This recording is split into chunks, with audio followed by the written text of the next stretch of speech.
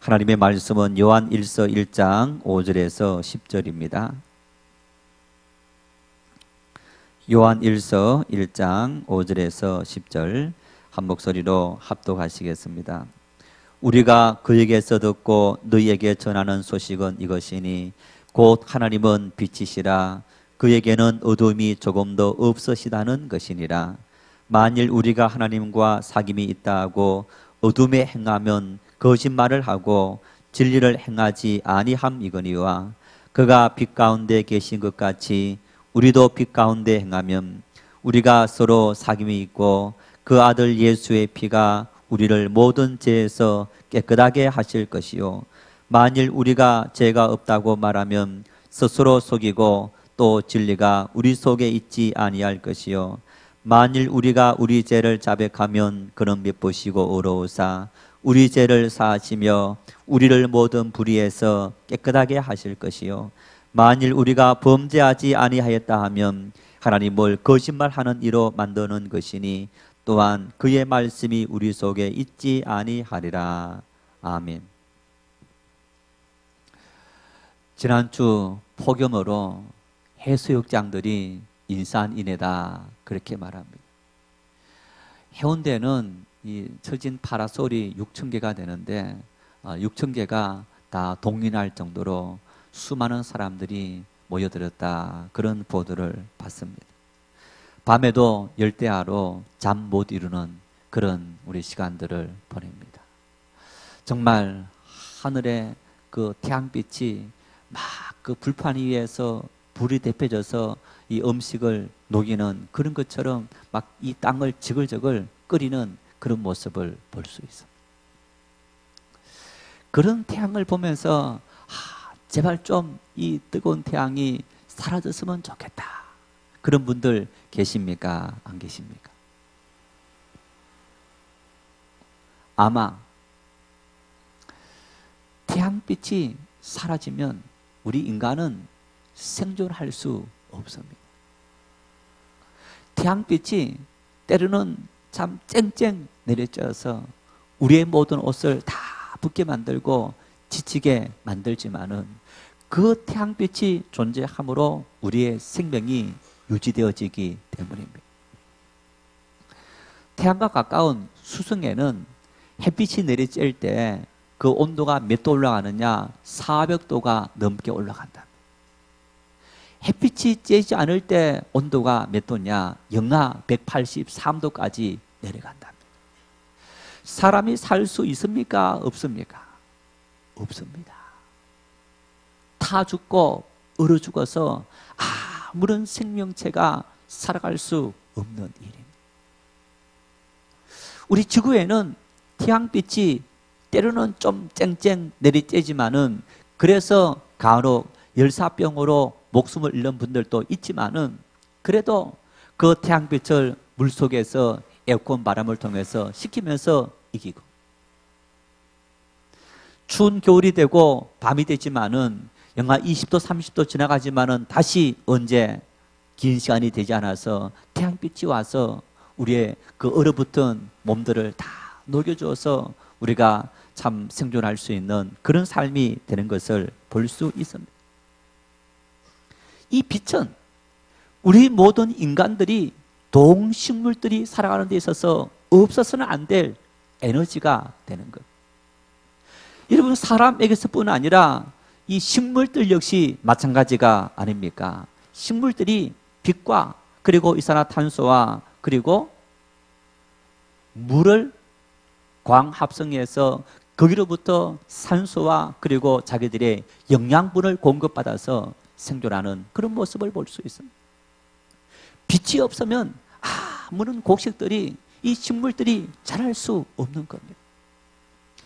얼마 전에 보니까 프랑스의 한 마을에서 21살 된 소녀가 햇살이 나자 이 일광욕을 한다고 비키니를 입고 이렇게 일광욕을 하다 보니까 아마 그 지역에 이슬람 교도들이 많이 사는 지역인데 이슬람 여자들이 몇 사람이 와서 왜 풍기문란을 하느냐 그렇게 해서 문제가 된 그런 모습을 볼 수 있는데 피부 색깔이 우리보다 하얀 백인들은 이 햇살을 받아야만 그 피부가 암이 걸리지 않고 그 피부가 유지된다라는 그런 것을 우리가 보고 있지 않습니까? 참 이 태양빛은 정말 우리에게 엄청난 은혜를 끼치는 그런 빛이 되는 겁니다. 태양빛이 여러분 무슨 색깔입니까? 혹시 아세요? 태양이 무슨 색깔이죠? 예, 모르세요? 예, 우리 눈에 보이는 태양 색깔이 무슨 색깔입니까? 예, 우리 눈에는 다 흰색으로 보이는 겁니다. 그런데 이 흰색인 태양 빛깔을 삼각형 이 유리 프리즘 같은 거기를 통과시키면 몇 색깔이 드러난다고요? 예, 우리 여름 요즘 같은 대낮에 갑자기 소나기가 쫙 내리면 뭐가 하늘에 떠 있습니까? 예, 무지개 빛깔이 떠 있는 것. 그 무지개는 태양의 원래적인 빛깔을 의미하는 것. 제가 까먹었는데 그 무슨 세 색깔이 모아지면 그 색깔이 우리 눈에는 희게 보인다는 것. 우리 눈에 희게 보이는 그 태양빛은 사실은 흰빛이 아니고 무지개 빛깔들이 모아져서 우리에게 희게 보일 뿐이고, 여러분 뿐만 아닙니다. 그 흰 색깔 하나가 아니라 7색깔의 그 태양빛이 각기 그 가시광선 속에는 전자기 장이 있다고 합니다. 그 전자기 파장이 있어서 그 전자기 파장을 각기 이렇게 분리해서 사용하니까 우리에게 엄청난, 보십시오. 여러분 CT라든가 MRI 그 모든 것이 빛을 통해서 우리가 그 에너지원을 얻게 되고 거기에서 아이디를 따라서 우리가 모든 것을 치료하는 것이 아닙니까? 큰 이렇게 제철 공장 가면 여러분 새덩이 막 잘라내는데 뭘 갖고 새덩이를 자릅니까? 빛을 갖고, 빛의 에너지를 갖고 그 새덩이를 잘라내는 거예요. 요즘 의사들이 사람 몸을 수술할 때 그 사람 이 몸 속에, 혈관 속에 아주 초미세의 그런 이 로봇을 안에 넣는다고 합니다. 그 로봇을 어떻게 해서 사람들이 만들 수 있느냐? 레이저 광선을 이용해서, 그래서 그 작은 로봇을 만들어서 사람의 몸속에 넣어서 수술하는, 여러분 이 태양빛은 단순히 우리에게 그냥 에너지 열만 주고 어떤 식물들이 살아갈 수 있는 에너지원이 되는 것뿐만 아니고 사람의 과학기술이 발전하면 발전할수록 그 태양빛 속에 숨겨진 무궁무진한 에너지원이 있는 것을 우리가 볼 수 있어요. 우리가 몰라서 그렇지, 다 깨닫지 못해서 그렇지, 활용하지 못해서 그렇지, 그 태양 속에는 정말 엄청난 빛 속에 그런 것이 있는 것을 우리가 볼 수 있다. 빛은 이처럼 우리의 눈에 보이는 것만 있는 것이 아니고 눈에 보이지 않는 많은 것들이 담겨 있어요. 신비로운 겁니다. 그래서 고대로부터 많은 철학자들이, 많은 과학자들이, 또 그리고 종교인들조차도 끊임없이 이 태양빛을 연구하면서, 그러면서 이구동성으로 그렇게 말합니다. 이 태양빛은, 이 빛은 모든 우주 생성의 원인이다. 우리가 살아가는 이 모든 엄청난 우주는 이 태양, 신비로운 태양빛으로 말미암아 다 생성되었고 그 빛이 아니면 이 우주가 생존할 수 없다, 이렇게 말합니다. 성경에는 이 태양빛을 어떻게 이야기하고 있습니까? 그게 우리가 세 종류로 찾아볼 수 있는데, 먼저 하나님께서 천지를 창조하실 때 6일 동안 창조하십니다. 그 6일 동안 창조하셨는데 여러분 첫째 날과 넷째 날에 무엇을 창조했느냐? 빛을 창조합니다. 창세기 1장 3절 말씀을 같이 읽겠습니다. 하나님이 이르시되 빛이 있으라 하시니 빛이 있었고, 그리고 4절 5절 넘어가면 첫째 날이더라. 자, 하나님께서 첫째 날 빛을 창조하신 것. 1장 14절 말씀을 읽겠습니다. 하나님이 이르시되 하늘의 궁창에 광명체들이 있어 낮과 밤을 나뉘게 하고 그것들로 징조와 계절과 날과 해를 이루게 하라. 궁창에 광명체, 이게 바로 태양과 달, 별들을 의미합니다. 첫째 날에는 하나님께서 빛을 만드셨고 네 번째 날에는 태양과 별과 이런 광명체를 만들어서 빛을 발하도록 만드셨다. 그렇게 말씀합니다.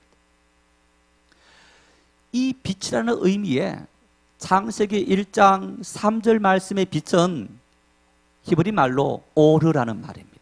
오르. 그래서 이 단어의 본래적인 뜻은 바로 빛 그 자체를 말합니다.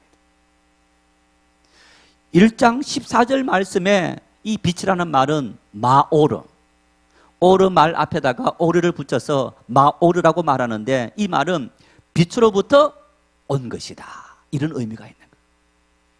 결국에는 하나님께서 첫째 날 빛을 만드시고 넷째 날 광명체를 만드셨는데, 그 빛으로부터 하나님께서 빛을 받아서 이 광명체를 받아 만들었던 그런 모습을 우리가 볼 수 있습니다. 여러분, 그래서 창세기 1장 3절의 빛이 에너지 발사 논리를 이용한 하나님의 제1창조였다면 14절의 광명은 빛의 원리를 따라서 창조된 제2차적인 창조의 발광체다, 이렇게 말합니다. 창세기 1장 3절에 첫째 날 만든 빛은 이 우주 전체를 비치는 빛이라면, 넷째 날 만드신 이 태양과 그리고 달은 이 우리 지구를 위해서 하나님께서 만드신 그런 발광체 빛이다, 이렇게 말씀하는 것. 그래서 여러분, 우리가 이 땅을 살아가면서 이 빛으로부터 떠나서 인간은 생존할 수 없다는 얘기. 빛이 있기 때문에 우리가 생존하고, 그래서 빛은 우리 생존의 뿌리, 근원이다, 이렇게 말할 수 있어요. 두 번째, 여러분, 우리가 빛에 대해서 이렇게 말씀합니다. 요한복음 1장 4절 말씀입니다. 그 안에 생명이 있었으니 이 생명은 사람들의 빛이라. 1장 9절입니다. 참빛 곧 세상에 와서 각 사람에게 비치는 빛이 있었나니. 요한복음 1장 1절에서부터 18절까지는 누구에 대해서 말씀하느냐? 예수 그리스도에 대해서 말씀합니다. 태초에 말씀이 계시니라. 이 말씀이 하나님과 함께 있었으니 이 말씀이 곧 하나님이시니라. 여러분, 그러면서 영접하는 자, 그 이름을 믿는 자들에게는 하나님의 독생자의, 하나님의 아들이 되는 권세를 주셨다. 그러면서 여러분, 말씀이 하나님이시고 하나님이신 그분이 빛이시고 빛이신 그분이 독생자 예수 그리스도이시다. 사도 요한은 빛을 누구에게 비유했느냐? 빛은 바로 예수 그리스도, 그분이 우리에게 생명의 빛이다, 이렇게 말합니다. 결국에는 성경은 창세기에서 빛은 우리 인생의 근원이다 라고 한다면, 요한복음 1장을 통해서는 빛은 바로 우리의 구원을 의미하는, 생명을 의미하는 빛이다, 이렇게 말합니다. 세 번째는 예수님께서 마태복음 5장의 빛에 대해서 말씀합니다. 마태복음 5장 15절 16절 말씀입니다. 사람이 등불을 켜서 말 아래에 두지 아니하고 등경 위에 두나니 이같이 너희 빛이 사람 앞에 비치게 하여 그들로 너희 착한 행실을 보고 하늘에 계신 너희 아버지께 영광을 돌리게 하라. 여러분, 이 빛을 이야기합니다. 사람이 옛날 우리 전기불이 없는 시절에 촛불을 켜든지 아니면 등장불을 켜서, 여러분, 그 불을 어디 둡니까? 어디 밑에 둡니까? 위에 둡니까? 여러분, 이 조명을 밑에 합니까? 위에 합니까? 위에 해야 모든 사람들이 다 보고 그 빛으로 말미암아 밝아지게 되는 것. 그런데 이렇게 이야기하면서 예수님께서 너희가 빛이다, 이렇게 말합니다. 우리 그리스도인이 빛이다 라고 말씀한다는 얘기입니다. 무슨 얘기입니까? 우리의 삶이, 우리의 그리스도인다운 삶이 바로 이 세상 많은 사람들을 구원으로 인도하는 길잡이가 된다는 것. 내가 그리스도인으로 사느냐, 그리스도인으로 살지 못하느냐, 여러분, 그 삶의 모습이 오늘 우리 이웃들에게, 우리의 가족들에게, 하나님을 알지 못하는 많은 사람들에게 그들이 사느냐 죽느냐 그런 결단을 하게 만드는 요인이 된다고 말씀하고 있는 것. 결국에는 빛이 단순히 태양빛을 통해서 우리에게 뜨겁다, 아니면 뜨겁지 않다, 어떤 에너지를 얻는다, 그런 의미만 있는 것이 아니고, 이 말씀 속에는 이렇게 아주 놀라운 의미가 있는 것. 사도 요한이 오늘 본문 요한일서 1장 5절 말씀에서 빛에 대해서 아주 중요한 말씀을 하십니다. 한번 다시 읽겠습니다. 우리가 그에게서 듣고 너희에게 전하는 소식은 이것이니 곧 하나님은 빛이시다. 그에게는 어둠이 조금도 없으시다는 것이리라.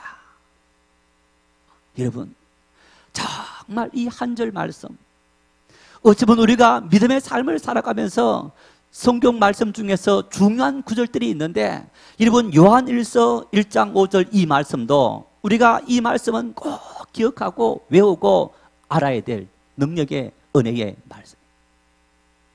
만일 우리가 이 말씀을 제대로 깨닫는다면 우리 믿음의 생활 속에서 우리가 모든 인생의 문제에 응답받고 하나님의 은총 누릴 수 있는 그런 말씀이기도 한 겁니다. 여러분, 이 말씀 속에 사도 요한은 말씀합니다. 하나님은 빛이시다. 하나님은 우리에게 빛을 통해서 에너지를 주시는, 많은 그 빛을 만드시고 그 빛으로부터 또 빛을 발광체를 만들어서 태양광선을 통해서 우리에게 많은 혜택을 주는데, 그 모든 빛을 만드신 그 원인이 누구냐? 하나님이시라는 거예요. 그 얘기는 여러분, 하나님 안에서는 이 빛을 통한 무궁무진한 은혜가 풍성이 있다라는 이런 의미가 되는 것이 아니겠습니까? 그래서 하나님은 빛이시라. 그 빛은 하나님의 속성 중에 중요한 성결 중에 하나라는 얘기입니다. 복습 한번 하겠습니다. 하나님은 언제나 어느 곳에 함께 하시는 어떤 하나님? 무소부재하신 하나님. 그래서 그 하나님은 우리의 모든 것을 다 아시는 분이시다. 내 일거수일투족에 대해서 여러분 단순히 감시하시는 것이 아니고, 여러분 엄마 아빠가 아이들이 놀이터에서 놀고 있다면 감시하는데 왜 감시합니까? 못 놀도록 감시합니까? 잘 놀도록 감시합니까? 잘 놀도록, 안전하게 놀도록 감시하는 거예요. 하나님은 이 땅에 우리를 창조하시고 무소부재하셔서 어떤 곳에든지 함께 하셔서 우리의 모든 것을 다 아시면서 우리를 이끌어 가시는 그런 하나님이시다. 여러분, 그 하나님은 어떤 분이시냐? 이 모든 세상을 어떤 하나님? 통치하시는 하나님, 다스리시는 하나님. 무슨 얘기입니까? 하나님은 이 세상의 주인이라는 얘기입니다. 이 세상의 인간의 흥망성쇠는, 우리 인생의 성공과 실패는 나에게 달려있는 것이 아니고 통치하시는 하나님의 전능하신 능력에 달려있다는 얘기입니다. 하나님은 지금 우리가 고통을 당하는 그 현장에서 주무시는 분이 아니시고 지금도 살아계셔서 우리를 다스리시면서, 마치 이런 겁니다. 아이들이 막 쫓아다가 넘어졌습니다. 엄마가 보았을 때, 야, 지금은 혼자 일어날 수 있을 때인 것 같아. 야, 일어나, 너 힘 있어, 너 능력이 일어날 수 있어, 응원하는 거죠. 그러나 우리가 감당할 수 없을 때 하나님은 오셔서 우리를 친히 일으켜 주시는 그런 통치하시는 하나님이시다. 그래서 우리의 모든 삶의 참된 안식이, 참된 평화가 다스리시는 주님으로부터 출발되어지는 거예요. 그 하나님은 어떤 분이시냐? 사랑의 하나님이시다. 어떤 얘기입니까? 오래 참으신다는 얘기입니다. 기다려주신다는 얘기입니다. 인내하신다는 얘기입니다. 용서하신다는 얘기입니다. 만일 하나님께서 사랑의 하나님이 아니셨다면 우리는 당장 심판받고 멸망받아 마땅할 그런 죄인들이었고 그런 존재들이었어요. 그러나 하나님은 오래 참으시면서 독생자 예수님을 보내시기까지 우리를 사랑하신 그 크신 사랑의 하나님, 그 사랑으로 우리를 기다려주시고 참아주시는 그런 하나님의 인자하심과 자비하심, 그 사랑 때문에 우리가 하나님 앞에 담대히 설 수 있고 용서받을 수 있는 겁니다. 그 하나님은 어떤 하나님이시냐? 그 하나님은 진리의 하나님이시다. 무슨 얘기입니까? 하나님은 변덕장이 아니라는 얘기입니다. 하나님은 일편단심 민달래처럼 정말 하나님께서 말씀하신 그 말씀은 조금도 변개치 않으시고 그 말씀을 끝까지 그대로 지키시는 그 하나님. 그래서 우리는 그 하나님 약속의 말씀을 믿고 용기를 갖고 하나님께 설 수 있다는 얘기. 이런 얘기입니다. 여러분, 아빠와 아이가 약속했어요. 꼭 약속이다. 그런데 여러분, 아이들이 약속을 어길 때 많습니까? 아빠들이 어길 때 많습니까? 예, 아빠들이 많은 것 같아요. 아빠들이 아이들이 막 하는 행동을 참지 못해요. 아빠들이 참지 못해서, 아빠들이 약속을 지키지 못해서 아이들하고 약속을 깨뜨리는 경우들이 훨씬 많으신데, 우리 하나님 아버지는 진리이시기 때문에 무슨 일이 있더라도 입이 약속하신 그 약속은 결코 깨뜨리지 않아 하시고 끝까지 지키시는 그런 하나님이시다. 그래서 하나님의 이 약속의 말씀은 여러분, 우리가 믿어도 우리에게 손해가 나지 않고 그 말씀이 우리에게 능력이 되고 힘이 되고 축복이 된다. 다섯 번째, 하나님은 빛이신 하나님이시다. 하나님은 우리 생명의 근원이시고, 하나님은 우리의 삶의 축복이시고, 하나님은 우리 인생의 길잡이이시고, 하나님은 우리의 모든 삶의 원인이 되셔서 이 말씀을 통해 우리가 하나님 앞에 모든 것을 맡기고 우리 인생의 참된 은혜를 누릴 수 있는 그런 은혜의 통로가 하나님이십니다. 오늘 이 요한 사도는 이 요한일서를 기록하면서 이런 마음으로 기록했습니다. 왜 여러분이 하나님의 그 크신 사랑을 누리지 못합니까? 왜 하나님께서 우리를 위해서 이토록 엄청난 사랑을 베풀어 주셨는데, 독생자 예수님 십자가 못 박혀 주기까지 이런 엄청난 사랑을 베풀어 주셨는데 왜 그 큰 사랑이 거짓말쟁이가 되어버렸고 그 큰 사랑을 우리가 누리지 못하고 있게 되었느냐? 믿음의 생활하면서 여러분 어떻습니까? 내가 기도하는 모든 일들이 다 기도하는 대로 응답받고 할렐루야 하나님 기뻐합니다 감사합니다 그러면서 생활하고 있습니까? 때를 따라서 왜 하나님은 주무시고 하나님은 잠잠하시고 하나님은 살아계시지 아니하시는 건가? 왜 나는 하나님을 믿는다 하면서도 왜 하나님 앞에서 이런 은혜를 누리지 못하고 살아가고 있는가? 여러분, 그러면서 그 모든 문제의 원인이 나에게 있는 것이 아니고 마치 하나님에게 있는 것처럼 생각하는 그런 분들이 있지 않습니까?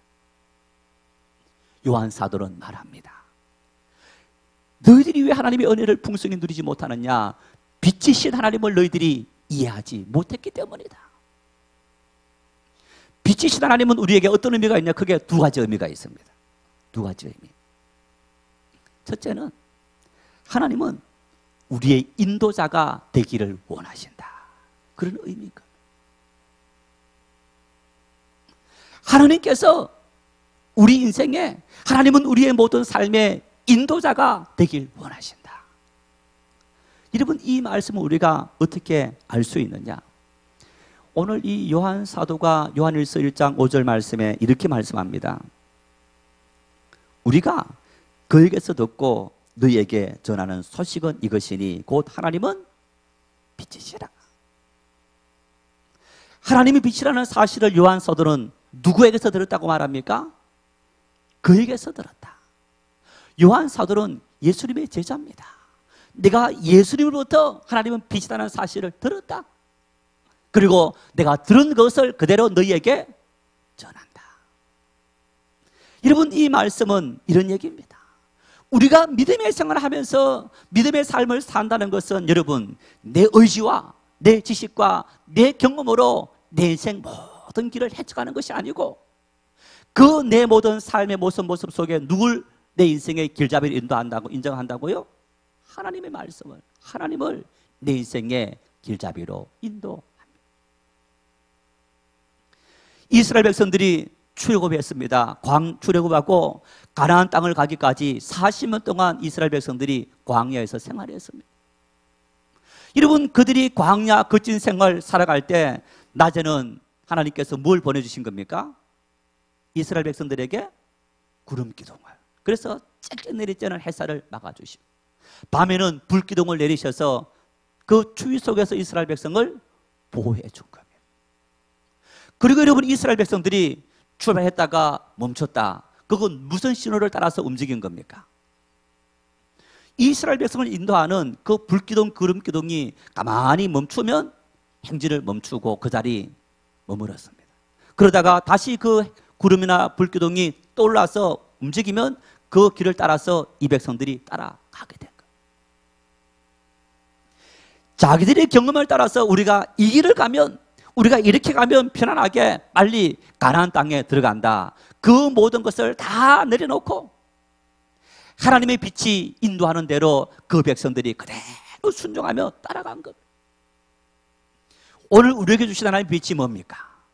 하나님은 우리에게 빛을 주셨는데 그 빛이 뭡니까? 하나님의 말씀인 겁니다. 하나님의 말씀이 내 인생의 빛이 되고 길잡이가 될 때 우리의 삶에는 성공이 있고 우리의 삶에는 형통함이 있고 하나님은 합력하여 선을 이룬 줄 확실히 믿을 수 있기를 바랍니다.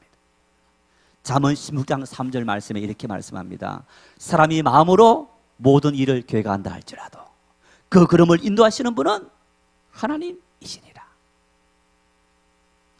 왜 너희들이 인생에 성공하고 좌절하고 절망하느냐? 너희들이 아무리 계획을 세우고 아무리 애쓰고 노력한다 할지라도 그 인생의 그 일의 성패는, 그 일이 성사되고 되지 않는 것은 우리의 손에 달려있는 것이 아니고 하나님의 손에 달려있다. 그래서 우리가 그 일이 성사되기 위해서는 뭘 해야 되는 겁니까? 하나님의 뜻이 어디에 있습니까? 하나님의 방법이 어디에 있습니까? 하나님 어떻게 하는 것이 주님의 뜻을 따라 생활하고 살아가고 판단하는 일입니까? 요한 사도는 고백합니다. 하나님은 빛이시라. 하나님은 우리 인생의 길잡이가 된다. 왜 여러분의 삶에 하나님의 응답을 받지 못했느냐? 왜 우리의 삶에 하나님의 인도함을 받지 못하고 우리가 성공적인 삶을 살아가지 못하느냐? 인도자 되신 하나님의 인도함을 거부하기 때문에, 빛이신 주님의 인도하심을 거부하고 내 생각과 내 방법을 따라 살기 때문에 그렇다는 것. 예수님께서 제자들에게 하신 말씀이 있습니다. 십자가를 지시기 전에도 그 말씀하셨고 십자가를 지시고 부활하시고 성천의 직전에도 제자들에게 하신 말씀이 있습니다. 사도행전 1장 4절을 같이 읽겠습니다.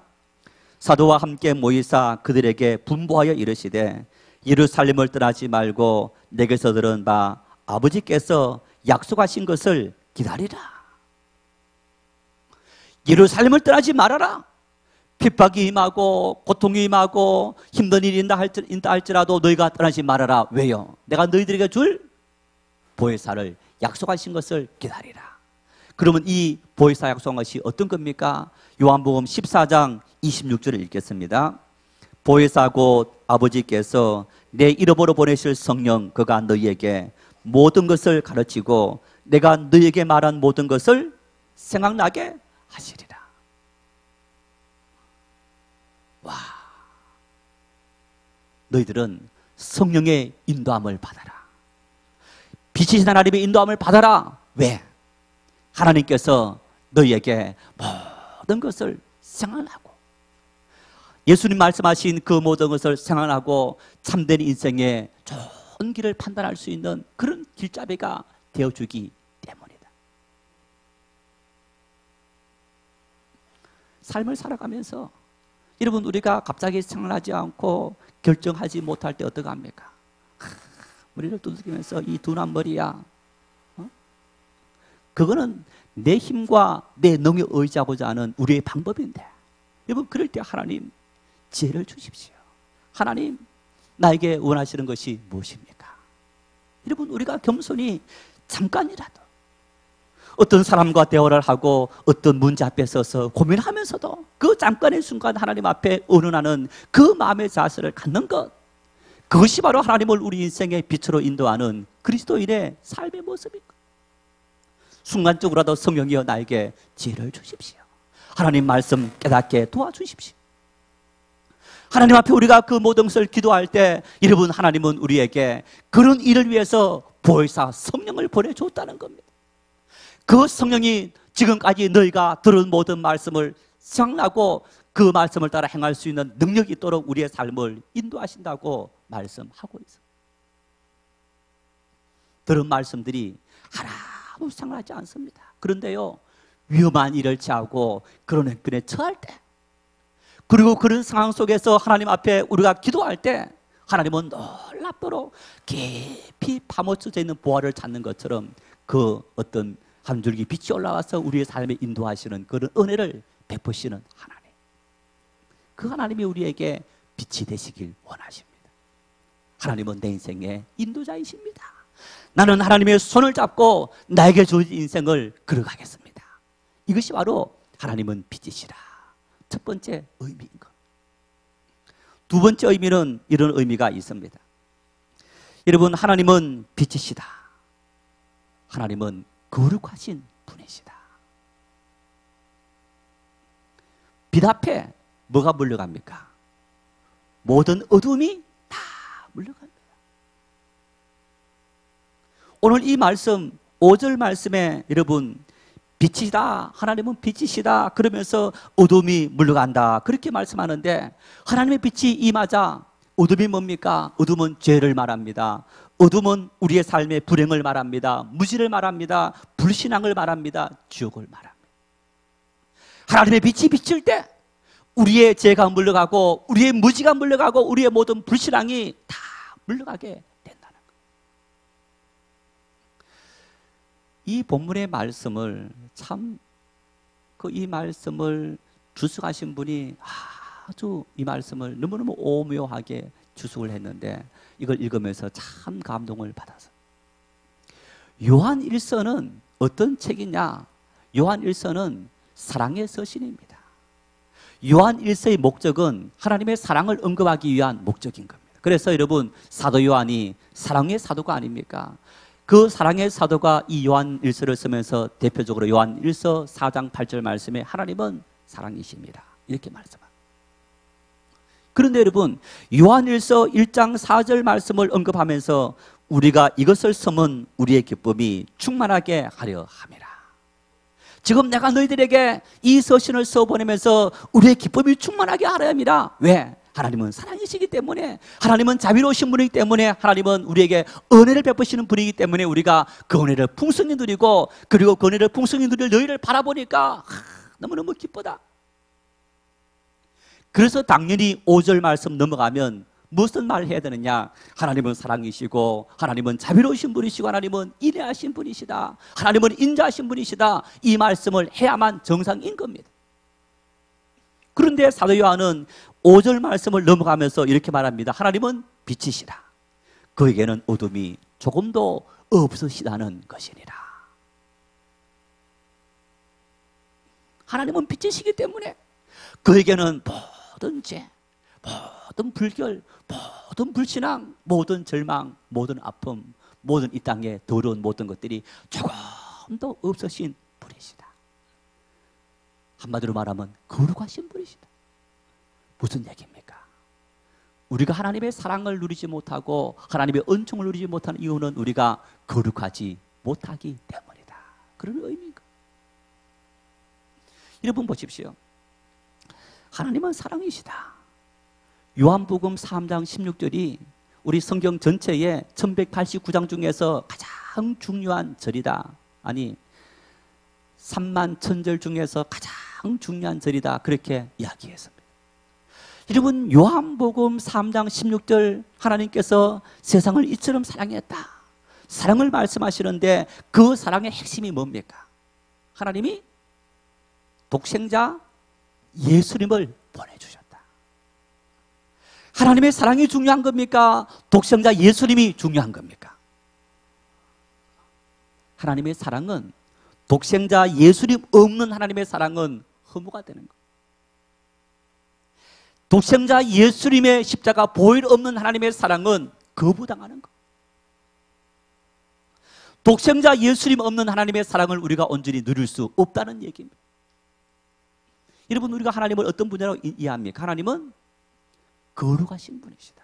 하나님은 공의로우신 분이시다. 동시에 하나님은 사랑의 하나님이시다. 한 면만 있는 것이 아니고 동시에 두 면을 갖고 있는 겁니다. 예를 들어서 여러분, 우리가 자식을 양육하고 교육시킬 때 부모가 자식을 사랑하지 않습니까? 내가 너를 이렇게 사랑한다, 사랑한다 하면서 자식에게 매를 들 때가 있어요. 왜요?